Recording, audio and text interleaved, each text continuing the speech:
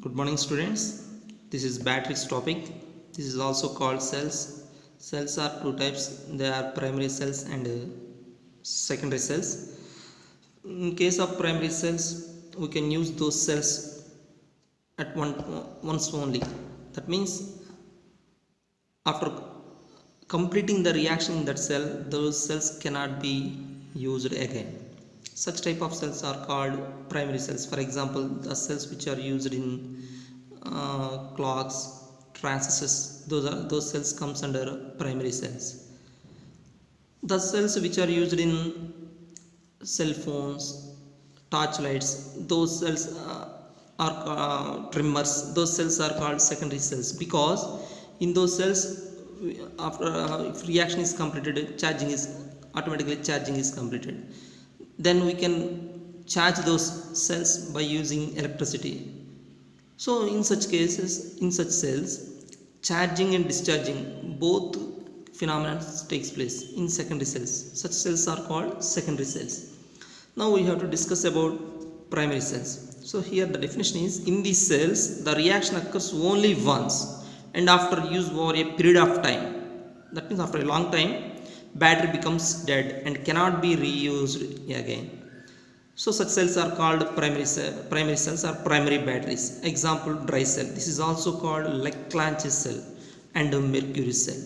Now we have to discuss about dry cells and mercury cells. So dry cell, it is used in transistors and wall clocks. These type of cells are used in transistors and wall clocks. In this cell, zinc acts as anode and graphite nothing but carbon rod acts as cathode, and that cathode is surrounded by manganese dioxide and carbon.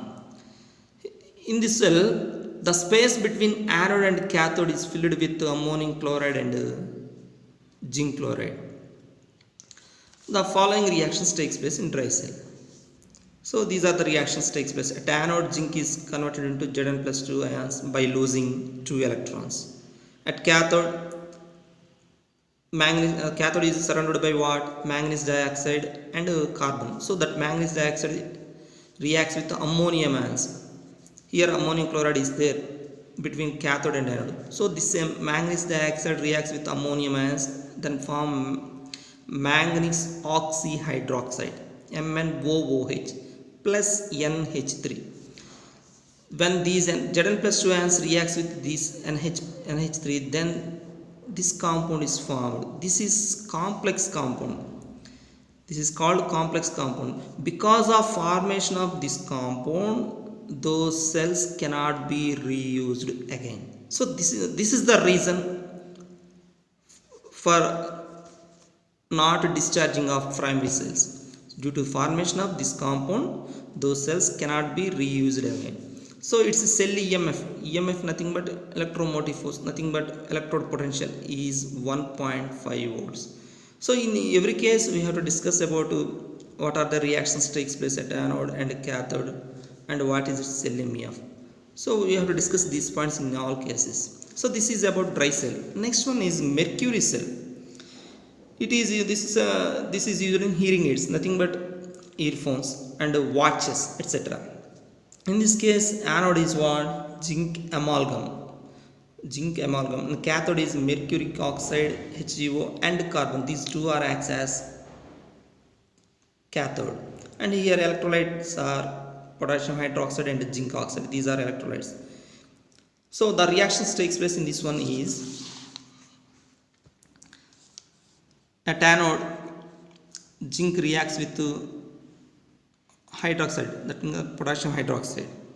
Then zinc oxide and water is formed by losing 2 electrons. At cathode, this mercuric oxide reacts with this water by gaining these 2 electrons. Then mercury and OH minus nothing but base is formed. So total reaction is combining of these two reactions. Here 2 electrons is present in right side, here 2 electrons present in left side. So both electrons will become cancelled. Here 2 OH minus ions left side, here 2 OH minus ions right side. So here also both become cancelled. Here water is also same in the above reaction right side, in the below reaction this is left side, so both become cancelled. So final reaction is this one. Its cell EMF is 1.35 volts. So these are the reactions takes place in mercury cell. Next, secondary cells. This is very important. We face the questions from this topic, especially secondary batteries. This is also called secondary cells. What I told you about this one. So in secondary cells, after charging is done, that means after reaction is completed, we can after discharging is done, we can recharge those cells by using electricity. So a secondary cell after use can be recharged by passing current through it in opposite direction so that it can be used again. It gives more number of charging and discharging cycles. For example, the batteries which are used in cell phones and the batteries which are used in torch lights and the batteries which are used in trimmers. So those batteries can be recharged when electricity is passed through them, then opposite reactions takes place. So examples are lead accumulator, nickel cadmium cell. So this is very important of lead accumulator. So we face most of the questions from this one, lead accumulator. That means what are the reactions takes place in lead accumulator, or what is the reaction takes place at anode in lead accumulator, or what is the total reaction takes place in lead accumulator. We may face such type of questions. So lead accumulator, here in lead accumulator, actually these type of cells used in automobiles, especially cars, autos, buses, lorries. In all these cases we use lead accumulator cells. So in this case, anode is what? Lead. The cathode is lead and lead oxide. Here electrolyte is 38% H2SO4. See, the structure of this lead accumulator is like this. This is the lead accumulator structure. Here this blue color is acts as anode, nothing but lead, and this light gray color, here this is cathode. That means it contains lead and lead oxide. This yellow color is electrolyte, it means H2SO4. So the structure of this is lead storage batteries. So these batteries are used in automobiles especially. So here we have to know one point, that is in this lead storage battery there is so many number of anodes and cathodes. That means there is so many number of lead and lead oxide and H2SO4 electrolyte. So the reactions takes place in lead storage battery during discharging. That means when vehicle is moving, these reactions takes place. At anode, lead is combines with sulfate ions. Then PbSO4 and PbSO4 is formed by losing 2 electrons. At cathode, this lead oxide. Cathode is made up of lead and lead oxide. So this lead oxide gains H plus ions which are present in electrolyte and gains SO4 minus 2 ions and also gains these 2 electrons. Then these are formed, that is PbSO4 and 2H2O. So this is total reaction. Total reaction nothing but sum of the reactions at anode and cathode. Here 2 electrons, here right side, in this one left side, so both become cancelled. So the total reaction is Pb plus 2. That means this one. Here see, here 1SO4 minus 2 left side, here also 1SO4 minus 2 left side. So 2SO4 minus 2 plus 4H plus. So when we combine these three, then we get 2H2SO4. 1H2SO4 contains 2H plus ions. 2H2SO4 contains 4H plus ions. So when we combine these three, then we get 2H2SO4. And PbSO4 right side, here also 2 PbSO4 right side. So both become 2 PbSO4 and 2H2O. So these are the reactions takes place at anode and cathode when vehicle is moving, nothing but discharging. During discharging, this reaction takes place. That means here one important point is there. During vehicle is moving, H2SO4 is consumed. When vehicle is stopped, that means reverse reaction takes place. That means during charging, that means when vehicle is stopped, automatically H2SO4 is formed. That means reverse reactions takes place during discharging. These reactions takes place during charging. That means when vehicle is stopped, exactly opposite reactions takes place, so H2SO4 is formed in that case. That means when vehicle is at a rest position, H2SO4 is formed. So here you should remember these reactions. These are very very important reactions and very difficult reactions also. Don't get confused, please focus on these reactions. That means you practice the equations number of times, then only we can remember you can remember these equations. Next one, during discharging H2SO4 is consumed, I told you just now, but during charging H2SO4 is formed.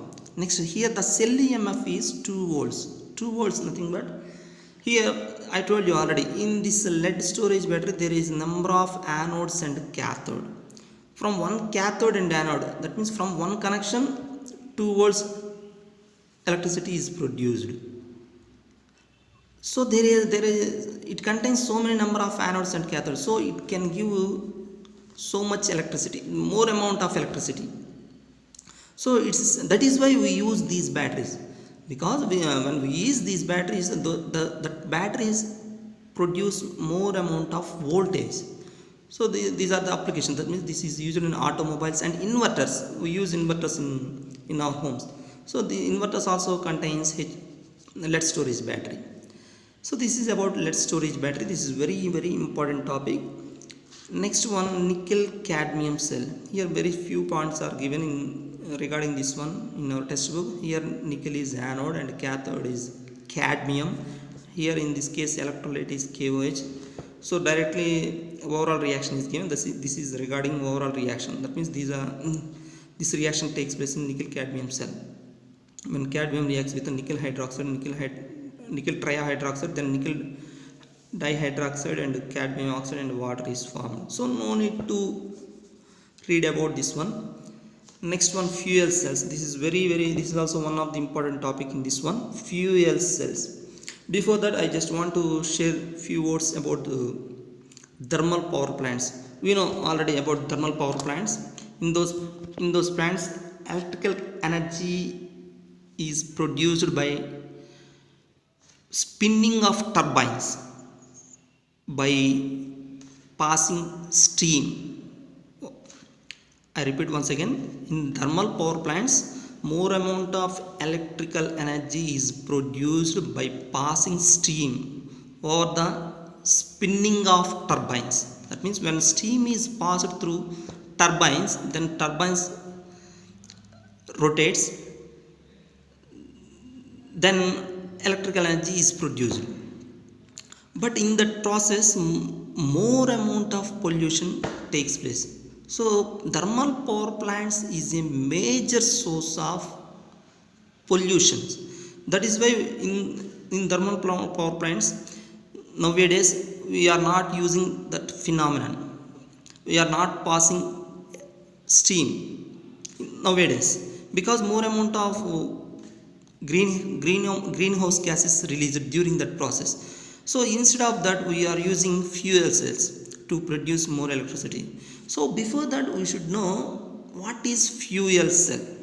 The cells in which combustion energy is directly converted into electrical energy is called fuel cell.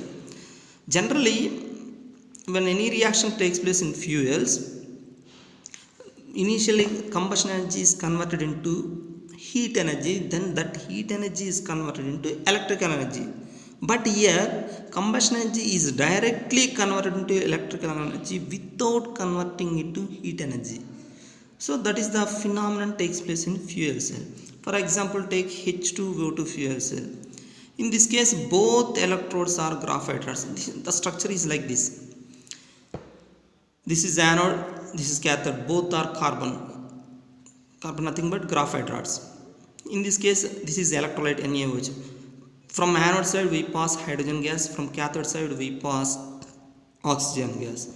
Then these reactions takes place. That means at anode, when H2 gas reacts with OH minus ion. That means NaOH is an electrolyte. In that electrolyte, this H2 reacts with OH minus ion. Then it loses 2 electrons. Then along with water is formed. At the cathode, from cathode side we pass which gas? Oxygen gas. Half O2 reacts with water. That means this water. Then it produces 2 OH minus ions by gaining these 2 electrons. Then finally this reaction takes place. Which reaction? H2 plus half O2 gives rise to H2O. That means this is the overall reaction. That means during this reaction water is formed. During H2O to fuel cell reaction water is formed.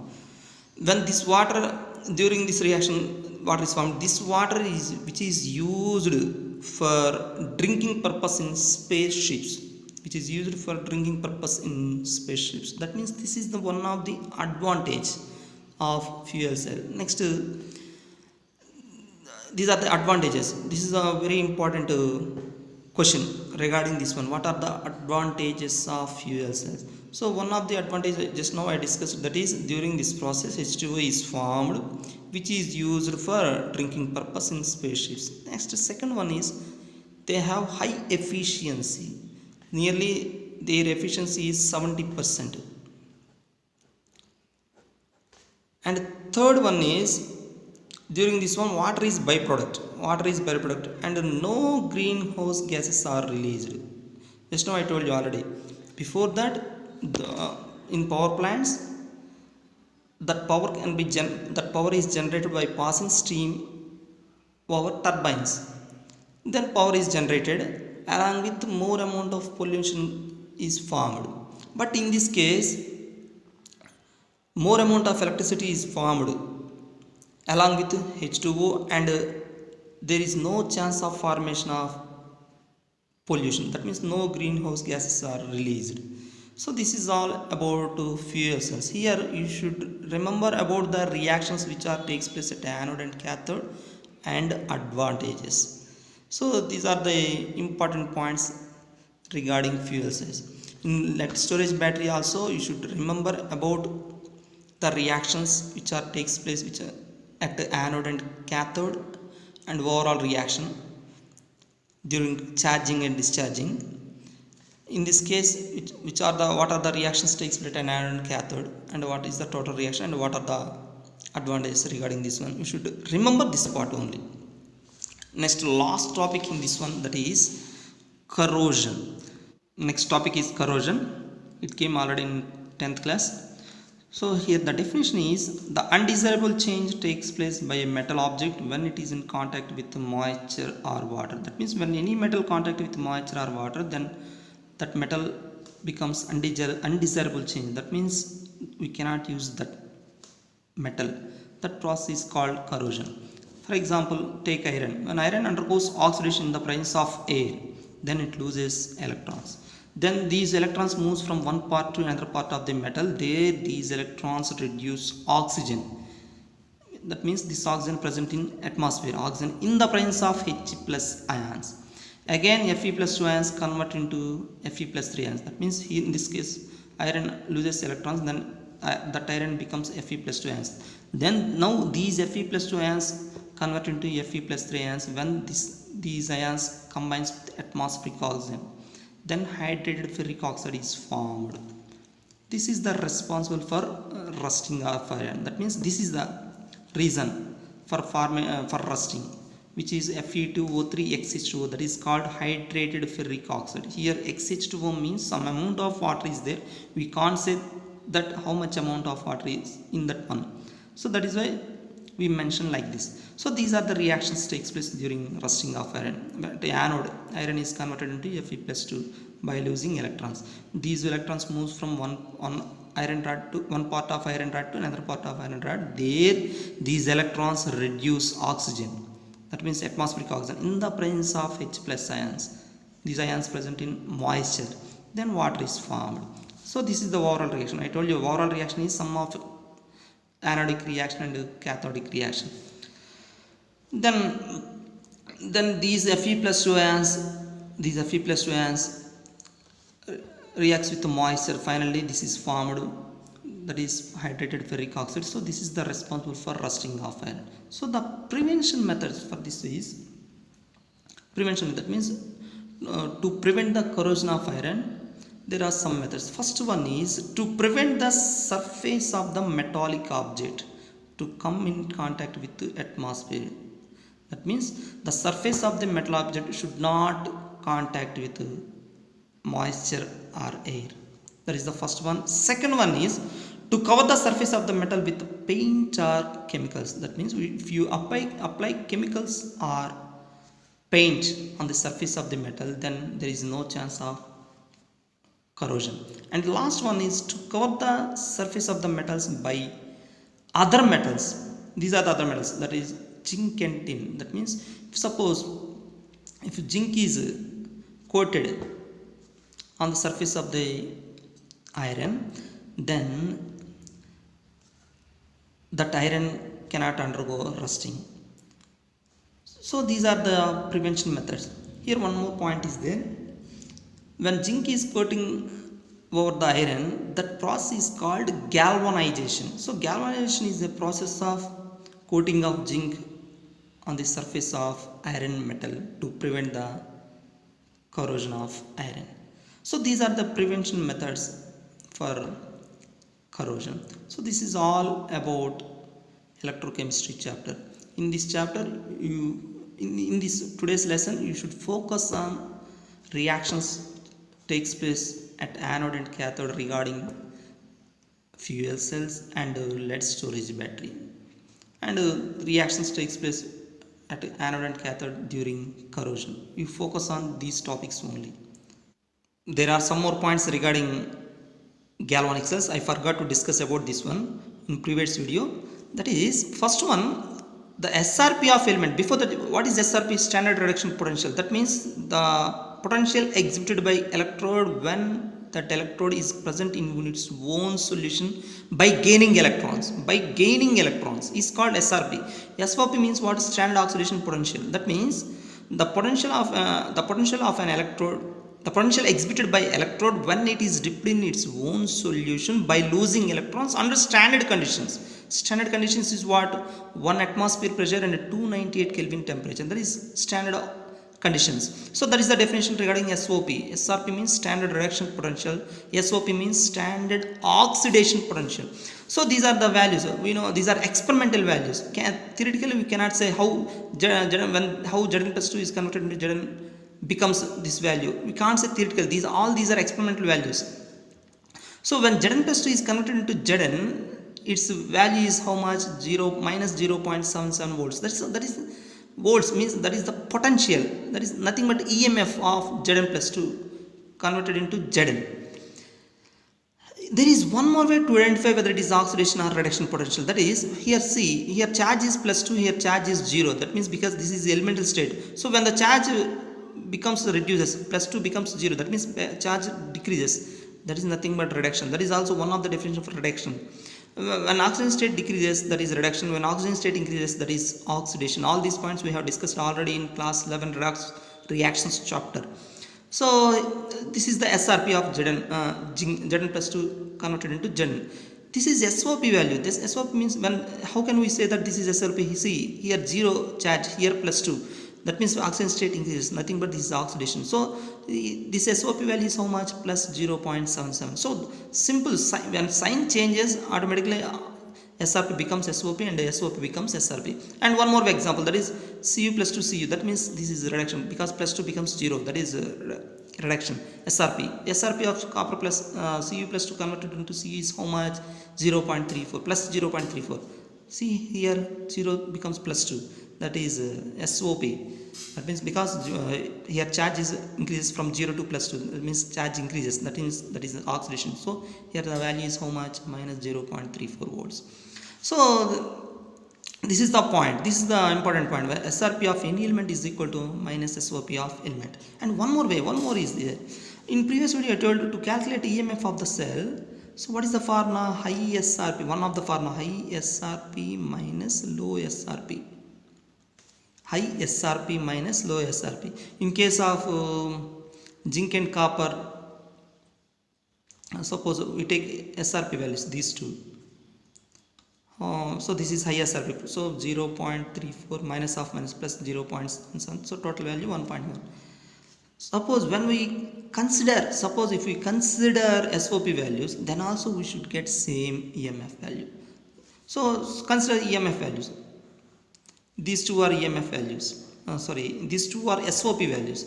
SOP of zinc, SOP of copper. Then also we should get 1.1. So what is the formula here? High SOP minus low SOP. This is the formula. Because here see 0.77 plus 0.77, here minus 0.34. See, these two are what? SOP values. So use this formula 0.77 minus of minus 0.34. So what is the formula? So what is the value? 0.77 plus 0.34. So that is 1.10. Then also we have got same value in two cases. So what is the formula here? High SOP minus low SOP. High SRP minus low SRP. So we may use any formula, either of the formula, to calculate EMF of the cell. Next, there are some more problems regarding the next equation. Some more models are given regarding the next equation. See, calculate the EMF of the cell. This is cell representation is given. E0 values are given. E0 values of our metals is also given. So here in this question, they asked only EMF of the cell. They didn't ask write nearest equation by using that calculate EMF of the cell. They didn't ask the question like that. They asked simply EMF of the cell. But this is also comes in nearest equation. How can we say that? Here concentration is how much? 0.m. Here concentration is 10 power minus 3. When concentrations is given other than 1 molarity, when concentrations are given other than 1 molarity, that part comes under, that is also comes under nearest equation. So standard conditions, I told you in previous video, standard conditions is 298 Kelvin, 1 atmospheric pressure. These are standard conditions, no doubt about it. Along with one more is there, that is 1m concentration. This is also comes under standard conditions. Here concentrations are how much? 0.2, 10 power minus 3. In this question, no temperature is given, no pressure is given. But we should consider this is other than standard conditions. How can we say that? By using this point only. Because here 0.2 and 10 power minus 3 are given. These are molarities. So when the concentration is other than 1 molarity, that is also comes under, that part is comes under nearest equation, because that is not under standard condition. So here mg plus 2 slash mg, that means is this SRP or SOP? This is SRP, because plus 2 becomes 0, so this is SRP. Here plus becomes 0, that means here also oxygen state decreases, so this is also SRP. That means SRP values of magnesium and silver are given. We should think like that.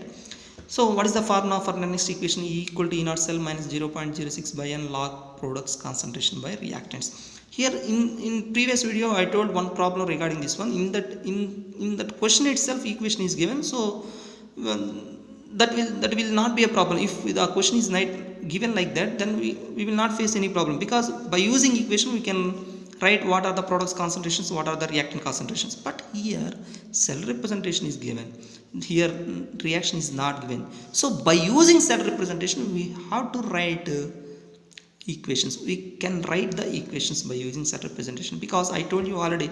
So in cell representation, this is anode part, this is cathode part. That means anodic reaction takes place left side, cathodic reaction takes place right side. By using those points we can write equations. See, magnesium becomes Mg plus 2. So this is the way to write the equation regarding that one. Mg gives rise to Mg plus 2 by losing 2 electrons. Here this is the reduction part, that means Ag plus is converted into Ag. So when Ag plus electron gains 1 electron, then it becomes Ag. See here carefully, one point is there. At anode 2 electrons loses, at cathode 1 electron is gained. The number of electrons should equal to, the number of electrons at anode and cathode should be equal. Here 2 electrons, here 1 electron, so it should be equal. So so that this equation should be multiplied by 2, then we get 2 electrons. Then total number of the number of electrons in this equation is how much? 2. Not 2 plus 1 3. Don't think like that. We should think like that. Suppose in this reaction 2 electrons are involved. Suppose here 3 electrons are involved, then n value is not 5. We should think what we have to do. Number of electrons should be balanced. So this equation, then in such case this equation will be multiplied by 3, then this equation will be multiplied by 2. Here 3 2 so much 6, here 2 3 so much 6. So in such case the number n value is how much? 6. So what is the point here? The number of electrons at anode and cathode should be equal. So here n value is how much? 2. So if you combine those two reactions, that means the anodic reaction, cathode reaction, this is total reaction. By using this total reaction, we can say that which is product concentration, which is reactant concentration. These are products concentrations, these are reactant concentrations. So see, products concentration, these are products. Ag square into mg plus 2 by Ag plus square into mg. So these two are metals, silver and mg, not ions. So the concentration of metals is how much? 1. Here mg plus 2 concentration how much? It is given already, 0.2. Substitute this one. Ag plus concentration how much? 10 power minus 3, 10 power minus 3 whole square, because here square is there. So if you calculate this one, you can calculate the value of E value. What about the E naught cell value? How we calculate E naught cell? I told you already. What is the formula? High SRP minus low SRP. This is high SRP. This is low SRP, because plus 0.8 minus 2.37, which is lower. This is lower, this is higher. So 0.8 minus of minus 2.37, by if you use that one, then you get E naught cell value, and finally you get EMF of the cell. So that is the way to calculate EMF of the cell when the question is given like that. Thank you.